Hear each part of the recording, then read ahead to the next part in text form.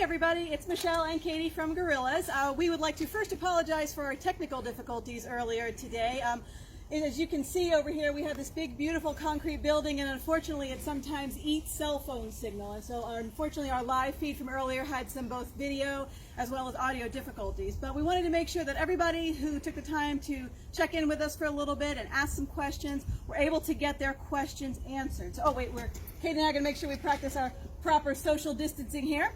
Okay, so Andrea first wanted to know how many gorillas there are. And the exhibit you guys are looking at right now, we currently have 6 gorillas. And this is our family group, and this is one of the ways that you will find gorillas out in the wild. And they typically consist of a silverback, and Matt is, where is Matt? Oh, there he is. He's over there by the door. We'll see him in just a minute. Oh, there he is.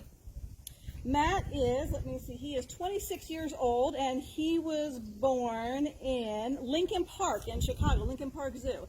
Now, sharing the exhibit with him are his 2 daughters, and backing up to us right now is Cece. She is our youngest gorilla, and she was 3 years old back on February 22nd.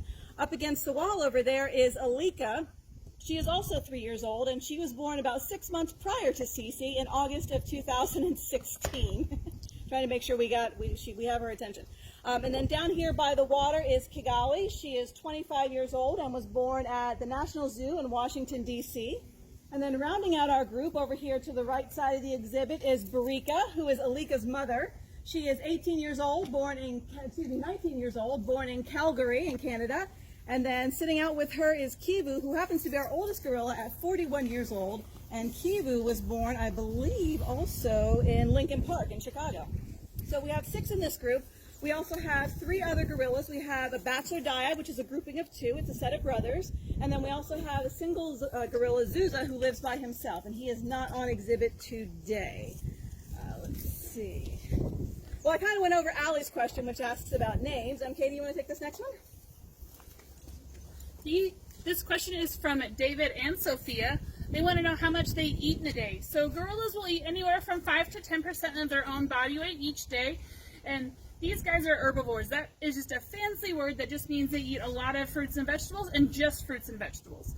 So typically in their natural habitat, gorillas are going to be eating leaves, bark off trees, maybe some shoots and berries and things like that as they come across it as they're foraging through the forest. Here at the zoo, we use a lot of leafy greens such as romaine, cabbage, kale, collards, things like that, as well as an assortment of vegetables and a little bit of fruit here and there for training. And so as you can see for lunch today, they got celery and broccoli, and they're foraging around for that.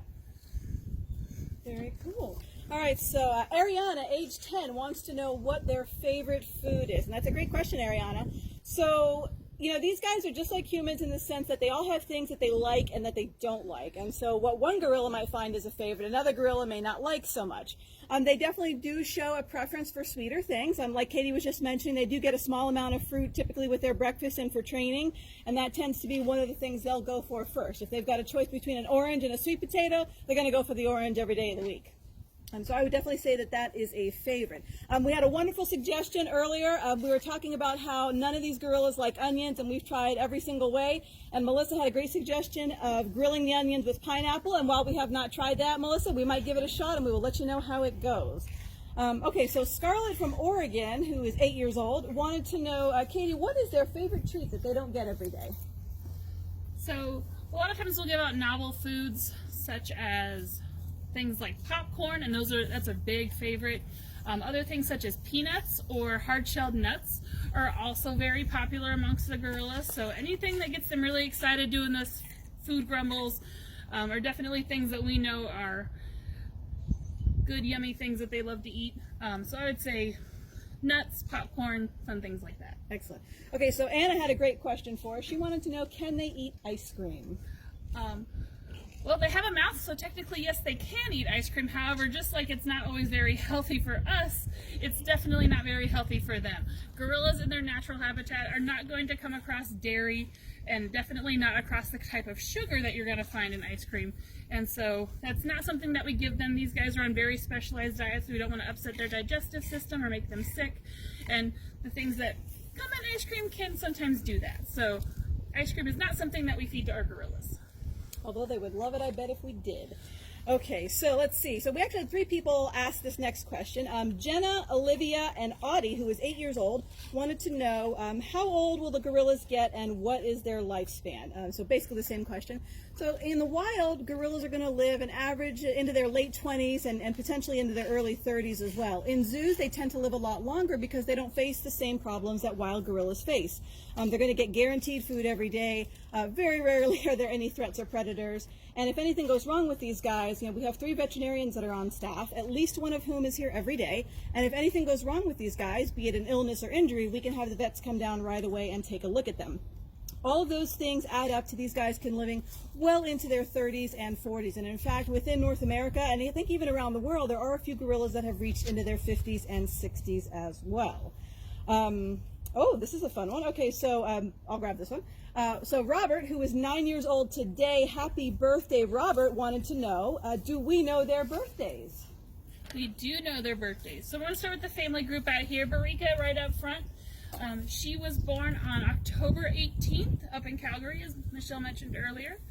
Her daughter Alika's over on this far rock over here. She was born on August 3rd of 2016, one of our fun youngsters. Cece was born on February 22nd of 2017. Kigali was born on May 30th? Yes, May 30th, back in 1994, so it's been a hot minute since then. Kivu back at the back, her birthday is October 29th. And then Matt over there, his birthday is June 11th. So he's got a birthday coming up this summer. Hopefully he'll get to celebrate it with our fellow zoo guests. I certainly hope so.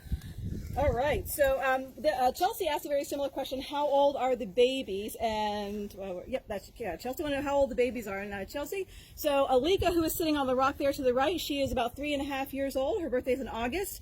And then Cece, who just climbed up on the rock, just turned 3 back in February. And in a related question, Miss Julia, age 7, wanted to know how many babies do gorillas usually have? Now, Julia, typically most gorilla females will give birth to 1 baby at a time, although there has been a few instances where twins have been born, but it's a pretty rare thing that happens. Oh, we've got another multiple question here, Katie. So Abby and Aria from Kingman Elementary School, as well as Eric and Aaron, wanted to know how much do these gorillas weigh? So our gorillas weigh from anywhere from about under 100 pounds to our largest male, who is Billy, who weighs about 460 pounds. Matt is our silverback in our family group. He's over off to the side. You guys probably can't see him in frame right now. He is the largest gorilla in this group. He weighs about 360 pounds. Kivu, way back in the back, weighs about 220, 230 pounds, depending on the day. Rika up here is our largest female at 250 pounds. Kigali right next to her is our smallest female at about 170 pounds. And then the 2 youngsters weigh in at about 70 pounds. 70, and Cece was about 58 last week. 58, all right. So they're growing pretty quick. So these guys started out somewhere between 2 and 4 pounds when they were born. So they've grown quite a bit over the last 3 years. We tend to get a lot of questions about, how small they are. People ask how old they are, and I don't think a lot of people realize that gorillas actually have a very similar growth rate to humans. When we tell people how old our babies are, they expect them to be a lot bigger, but gorillas don't actually hit full maturity. For the females, it tends to be somewhere between 10 and 12 years old. For the boys, it's not till they're about 13 to 15 years old. So in case anybody was questioning about that. Robin wanted to know, what is the temperature? Well, when we tried to do our video feed earlier, the temperature was about 50 degrees, and right now we are at about 58 degrees. And let's see, Liam, who is also from Oregon. Liam, do you know Scarlett? Just a quick question there. He wanted to know, when do they know, or what do they do when they are cold? So gorillas are very much like humans in that when they're cold, they're going to curl up onto a ball, maybe shiver a little bit if they're really cold. But because gorillas are nest builders, another thing that they can do is gather up all sorts of straw, leaves, hay, or blankets, whatever bedding we give them throughout the day, to make big nests to warm each other up in. Sometimes we'll see the kids cuddle up with their moms or other individuals in the group. Excellent. So speaking of nesting and building and stuff like that, David had 2 great questions. David wanted to know, how much do they sleep? Oh, David, that's a good question. So gorillas are diurnal, which again is just a fancy word that means that they're awake during the day and asleep at night. And Gorillas spend a lot of time foraging and looking for food, so they spend a lot of time getting all of that energy, so they don't spend a lot of time wasting it. Basically, that means that they're going to take a lot of naps and a lot of resting periods throughout the day.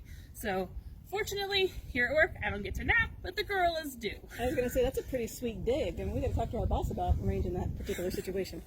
So, okay, David, second question, and actually this kind of leads into some of the next questions we have, is how closely related to humans are these guys? And David, that's also a very good question. So, of the 4 species of great apes, you have chimpanzees, bonobos, orangutans, and gorillas. These guys all share a pretty large amount of DNA with humans, and for gorillas, it's roughly 97 to 98%. There's very few differences between them. Obviously, the body, hair, size, but I mean, really, if you were to cut one of these guys open, you're going to find the exact same organs in the exact same place, serving the exact same function as if you were to look inside any one of us. So that leads into Melissa's question, which wants to know, are these guys susceptible to viruses such as COVID-19? And the answer to that is, I mean, in theory, yes. Based on how much DNA they share with us, they could. Now, currently, as of this moment right now, I don't believe there are any reported cases of gorillas, chimpanzees, orangutans, or bonobos catching the coronavirus from one of their keepers or from a human.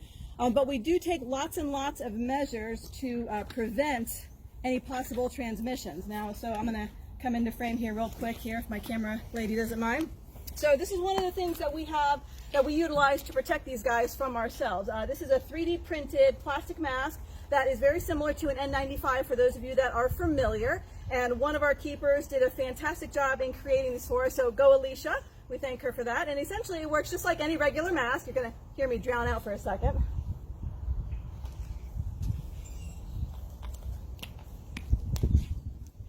And we wear it just like this to keep anything that we might have from transmitting to them and anything they might have from transmitting to us. So anytime we are roughly within 6 feet of these guys, not only are we wearing this mask, but we're wearing gloves as well as eye protection as well. Because again, not only does that protect them from us, but it protects us from them. And that's something that we definitely want to keep up with, because these guys are completely dependent upon us for all of their care, and that includes their general health. So we want to do everything we can to keep them safe. So I think we had another pretty similar question in there. Where was it? Oh yeah, okay. So one of the things, if you saw our live video earlier, Danielle, our boss, talked about how we take these guys' temperature every day just to make sure that we don't have any fevers or any type of illnesses develop. And let's see, Lisa wanted to know how we take their temperature. So Katie's going to demo for us. So we use a handy little thermometer. It's a no-touch thermometer that you can probably find at a local Walgreens or other grocery store. And basically all of the gorillas are trained to present different body parts up to the mesh so that we can use this handy device to make sure that they're not running a fever. And so a lot of times we'll point it at their nose or at their ears, and we've been taking their temperatures every day since about the middle of March. That way we know approximately what temperature is normal for each individual, because each individual has their own kind of normal range, and we keep track of that so that we can see any changes. That way we make sure that all of our gorillas stay healthy. All right, so we have some behavior questions about the gorillas for people that saw the video earlier. Hannah wanted to know, why do the gorillas run from Matt when he walks by? So Matt is the dominant animal in this group, as the silverback, and as the dominant individual, that kind of means he runs the show. And so, you know, this is their family, they're a big family group, but they don't necessarily want to get in his way or get between him and a snack. And so a lot of times you'll see the girls move away from him, and that's just because they're lower ranking than he is in their social status, and that's appropriate gorilla behavior for them. So they're not really running from him scared, they're just kind of deferring to his... Yeah, I mean, a lot of times the males are a lot bigger than the females, and just moving away from the big guy in charge is the smartest decision at the time. Kind of like when someone gets in the way of my Kit Kat? Absolutely. Ugh. Do not get between Michelle and her Kit Kats. Do not do that. Okay. So, Carlene wanted to know if all gorillas are silverbacks. And Carlene, the answer to that is actually no. So a silverback is a term that denotes a sexually mature male gorilla, which they hit typically between the ages of 13 and 15. So when we say silverback, that doesn't necessarily mean that they're older or geriatric, but that being said, when an animal does hit an older age, like Kivu, who I think has abandoned our video here, yeah, she's off in the back somewhere, at 41 years old, we are starting to notice that her hair is starting to turn more gray, so that's pretty normal for them. But when we say silverback, they're typically referring to a mature adult male. All right, next question. All right, so Marlene wanted to know, do these guys stay with the same group in the wild, and what do you call a group of gorillas? So a group of gorillas is called a troop, and that's pretty typical for a lot of your primate species. And a lot of times what they'll see in gorilla troops in their natural habitat is females will actually transfer between groups pretty frequently. And that just kind of depends on what the social dynamics of the troops are, what type of leadership the silverback has, and just the general state of things in the gorilla world at the time. Everyone has different personalities. Some may get along with certain individuals, so if a bunch of females get along and another female comes in and she doesn't get along with them quite as well, she might go on to find another troop where she fits in a little bit better. Excellent, excellent. Okay, so we saw this in the video earlier, I think. There's a noise that gorillas make that Stephanie mentioned when they beat on their chest. Do we have a specific name for that noise? I think we call it a chest beat. We do call it a chest beat, indeed. And these guys will do that, like Katie mentioned, if you happen to hear it earlier. They do it for different reasons. Sometimes it's more of a kind of a playful thing. Sometimes it might be a defensive territory. We see that a lot.